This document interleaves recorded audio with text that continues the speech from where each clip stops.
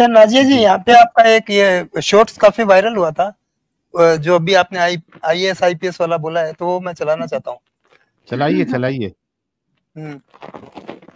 असदुद्दीन अवैसी कहते महाराष्ट्र मंच पे खड़े होकर के किसियानी बिल्ली खंबा नोचे की तरफ पड़ रहा है कि अरे महाराष्ट्र में एक भी मुसलमान IPS नहीं है। अरे होगा कहाँ से? मदरसे में करवा रहे हो, मदरसे में 72 वर्जिन हूर का नशा दिलवा रहे हो, 7 शादियां और लौंडियां और बांदियां सिखा रहे हो, बचपन से जालीदार टोपी उटंगा पैजामा पहना करके एक ही काम एक ही बात सिखा रहे हो। तो ये पढ़ेंगे कब? ये पढ़ेंगे कब? ये तो 72 वर्जिन हूर के नशे से निकल ही नहीं रहे हैं, तो पढ़ाई कब करेंगे? अवैसी देखिए एक ऐसा व्यक्ति है सड़क छाप टाइप का, जो 48 डिग्री के गर्मी में भी शेरवानी पहन करके भारत के लोगों को कन्विंस करवाता फिरता है, मुझे मुसलमान बोलो, मुझे मुसलमान बोलो, मुझे मुसलमान बोलो। ये है अवैसी। यार नाजिया जी, थोड़ा भी आप ऐसा बोलने से पहले थोड़ा भी सोचती नहीं है क्या? इतना बिंदास कौन बोलता है यार? नहीं, मैं नहीं सोचती, मैं बिल्कुल भी नहीं सोचती हूँ।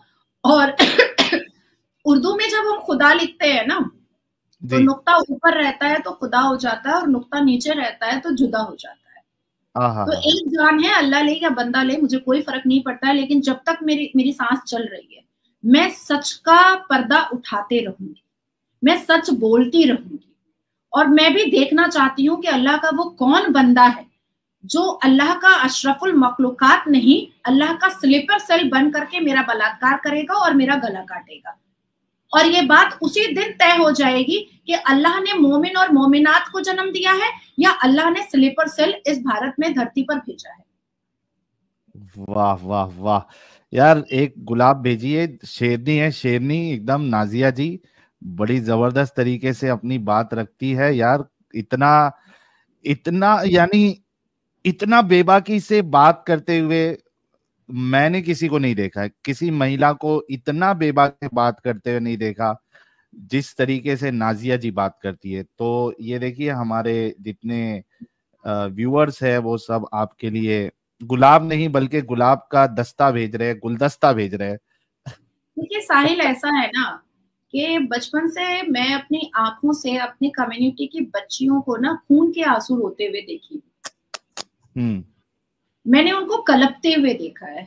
अभी 15 या 18 दिन पहले मैं एक न्यूज डिबेट में थी और उसका टॉपिक ये था कि एक बच्ची हैदराबाद की है जिसने अपनी अम्मी को चिट्ठी लिखी है कि मुबारक हो अम्मी, मैं 18वें शौहर की बीवी बन गई। और लिटरली मैं रोई हूँ उस नेशनल डिबेट पर, मैं रोई हूँ। ये केरला की लड़की है क्या? ये क्या हैदराबाद की लड़की? हैदराबाद। अच्छा, ओके। और जब मैं संदेश खाली की महिलाओं से मिल करके आई थी तो मैं एक रात पूरी सो नहीं पाई थी। मैंने जगह मैंने सुबह के 5 साढ़े 5 बजाए हैं और मैं कंटिन्यूअसली रो रही थी। मैंने अपने कौम की बच्चियों को ना कलपते हुए और कांपते हुए देखा है। और अगर इस सिनेरियो में अगर मैं नहीं उठती तो शायद ये कंटिन्यू चलता रहता। जितने नेशनल डिबेट पर मैं बैठती हूँ, सारे मौलाना दाढ़ी वाले क्या बोलते हैं, नहीं चाइल्ड मैरिज बंद नहीं होगा। मतलब क्या हो यार, शिट हो तुम लोग गू हो, इसके अलावा तुम लोग और कुछ भी नहीं हो। Age of puberty is age of marriage. भाई प्लीज, खुदा की कसम, तुम हम लड़कियों का सलवार झांकना बंद कर दो। कब हमारा सलवार लाल हो रहा है और कब हमें पीरियड्स हो रहा है और कब किसी के बिस्तर पे हमें ढकेल देना है एक फैब्रिकेट निकाह के नाम पर, ये बंद कर दो। निकाह मस्यार है, सफर की निकाह है। मतलब जैसे वैरायटीज ऑफ चीजें होती है ना खाने की, हम मॉल जाते हैं, वैरायटीज ऑफ कपड़े देखते हैं, बड़े खुश होते हैं, वैसे ही इस्लाम में वैरायटीज ऑफ निकाह है। और इसका शिकार कौन बन रही है? लड़कियां, और तो कोई नहीं बन रहा है। अगर 10 साल, अभी देखो ग्लोबल वार्मिंग है, लड़कियों का पीरियड जो है वो 10 साल में 11 साल में आ जाता है। 10 साल की बच्ची की शादी क्या 12 साल के लड़के से करवा रहा है कोई? नहीं। 10 साल की बच्ची की शादी कम से कम भी तो 25 साल के लड़के से करवाई जा रही है, आराम से 25-27 है ना, करवाई जा रही है। मतलब कितने नीच हो, कितने गिरे हुए हो, कितने घटिया बेहुदा लफंगा आवारा टाइप के मर्द हो तुम लोग। शर्म नहीं आती है?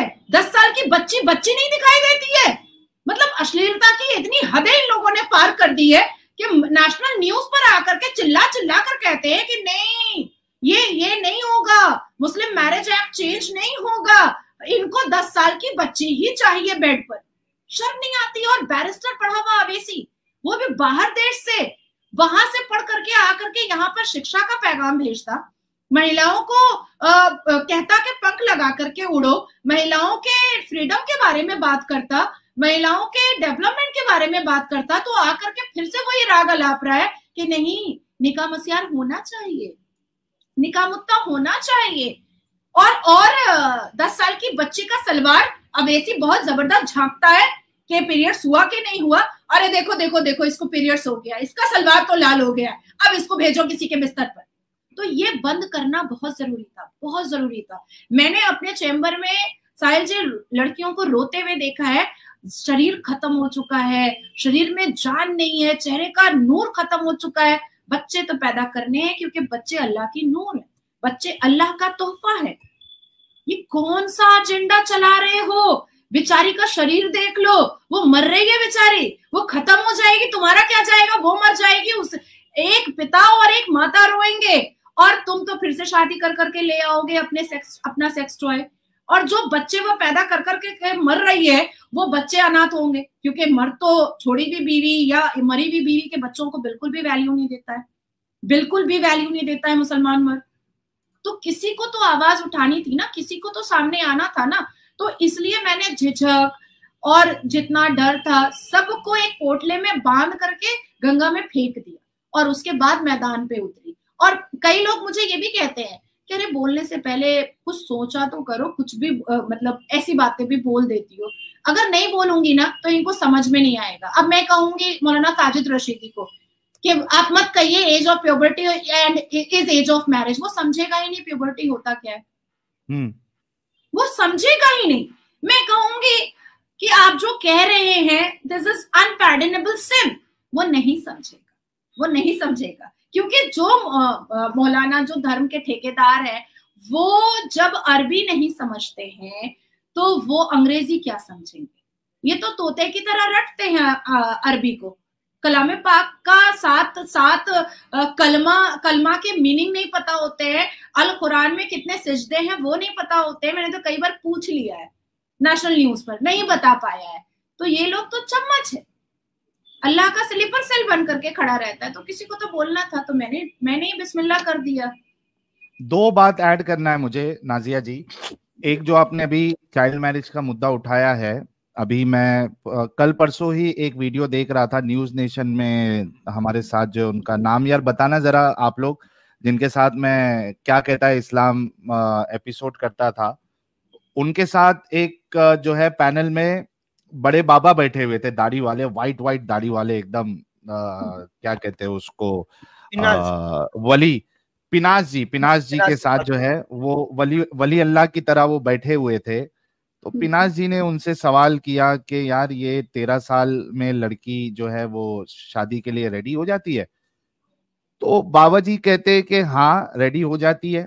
तो उन्होंने कहा पिनाज जी ने कि आप अपनी बच्चियों की शादी करा दोगे? तो कहता है कि हाँ मेरी बच्ची है, उसकी मैंने 18 साल में शादी कराई है। तो उन्होंने कहा 13 साल में? तो कहता है कि हाँ 13 साल में भी सही है। अब आप देखिए कि इतने बेगैरत लोग हैं ये कि नेशनल न्यूज चैनल पर बैठ के धड़ल्ले से इस चीज को कहना और उसके बाद शान मार के ये कहना कि हमारी शरीयत जो कहती है हम उसी पे अमल करेंगे और हमें कोई भी नहीं रोक सकता। भारत में बैठे हुए इस तरीके से बातें करना, बेतुकी बातें करना, मतलब इतनी हिम्मत इनमें आती कहां से है? नहीं देखिए, इनको हिम्मत, आपका प्लेटफॉर्म नहीं है जो पॉलिटिकल हो सके, क्योंकि ये पॉलिटिकल प्लेटफॉर्म नहीं है। लेकिन फिर भी मैं बताना चाहूंगी कि कांग्रेस की सरकार ने इनको हिम्मत दी थी, डिवाइड एंड रूल। ये हिम्मत उनको कांग्रेस की सरकार से आई थी, और कई ऐसे मुसलमानों के ऑर्गेनाइजेशन खोल के दिए गए कांग्रेस की तरफ से, जिससे इनको और भी उत्साह मिली, इनको और भी हिम्मत मिल गई। ठीक है, ये बेशरम है, बिल्कुल है, और बेशर्मी की हदों को इन्होंने इतना ज्यादा पार कर दिया है कि अभी इन्हें खुद भी एहसास नहीं होता है कि ये कितनी बेशर्मी कर रहे हैं। इनको एहसास नहीं होता है, बिल्कुल एहसास नहीं होता है। मैं अभी दिल्ली में थी तो मैं टाइम्स नाउ पे मैं स्टूडियो में डिबेट पर थी, तो हिजाब की बात आई तो मौलाना साजिद रशीदी ने कहा कि अरे बच्चियों के यूनिफॉर्म तो देखिए, इतने टाइट शर्ट होते हैं और इतने छोटे स्कर्ट होते हैं। मैंने कहा आपने देखा है मतलब आग का बटन निकाल कर? आप बच्चियों का शर्ट देखते हैं कि कितना टाइट है और स्कर्ट देखते हैं कि कितना छोटा है। Shame on you, shame on you. मतलब आपने ये पुष्टिकरण खुद की है कि आप देखते हैं, उसके बाद फिर वो इतना झपट पड़ा, लेकिन मुझे मतलब ना चाहते हुए भी मुझे उसको केस और कोर्ट की धमकी देनी पड़ी, ना चाहते। ये वही राशिदी है नाजिया जी जो हमारे बहुत ही रिस्पेक्टेड और प्यारे MBS साहब जो है, उनके लिए इसी मौलाना राशिदी ने ये कहा था कि ये यहूदियों की औलाद है, ये यहूदी की औलाद है, ये नाजायज है, ये मुझे इसके मुसलमान होने पे भी शक है। ये इतनी बड़ी बातें इसने MBS साहब के बारे में कहा है, तो मुझे ऐसा लगता है कि ये तो अभी कभी हज और उमरा पे भी नहीं जा पाएगा। नहीं जाना तो नहीं वहां चाहिए। वो चित्तल पढ़ने हैं। नहीं, साजिद रशीदी को हज और उमरा पे जाना भी नहीं चाहिए, क्योंकि उसके हिसाब से तो यहूदी है, एक्स मुस्लिम है। MBS साहब तो मुसलमान ही नहीं है, तो उसके हिसाब से तो ये है, तो इसको हज उमरा पे नहीं जाना चाहिए। और जिन भी भारत के मुसलमानों को ऐसा फील होता है, यहाँ तक के पाकिस्तान के मुसलमानों को भी, कि जो रिफॉर्मेशन अरब में आ रहा है वो गलत है, तो मुझे ऐसा लगता है कि उनको बॉयकॉट करना चाहिए हज और उमरा। बॉयकॉट करें, हिम्मत दिखाएं, बॉयकॉट करें। हम सब ने मॉलडीव्स बॉयकॉट किया ना, बड़े बड़े सिनेमा स्टार्स ने भी बॉयकॉट कर दिया, तो जितनी भी सेलिब्रिटीज है सबने बॉयकॉट किया। तो ये हिम्मत दिखाएं और बिल्कुल सारे चांस पर खड़े होकर के कहें कि हम हज और उमरा करने के लिए नहीं जाएंगे। हो गया। अब आ रही है आपने एक और सवाल किया था कि ये हिम्मत जो आ रही थी वो मैंने बताया, ये हिम्मत खत्म कैसे होगी? ये हिम्मत खत्म होगी जैसे यासीन मलिक की हिम्मत खत्म हुई थी, जैसे लारेब हाशमी की हिम्मत खत्म हुई, जैसे आफ्ताब की हिम्मत खत्म हुई, जैसे कादिर खान की हिम्मत खत्म हुई। तो जैसे इन लोगों की हिम्मत खत्म की गई है, वैसे ही साजिद रशीदी है, तौकीर रजा है, सलमान है, मदनी है, अरशद मदनी है, ये अवैसी है, ऐसे लोगों की हिम्मत भी कानूनी शिकंजे से ही खत्म हो सकती है।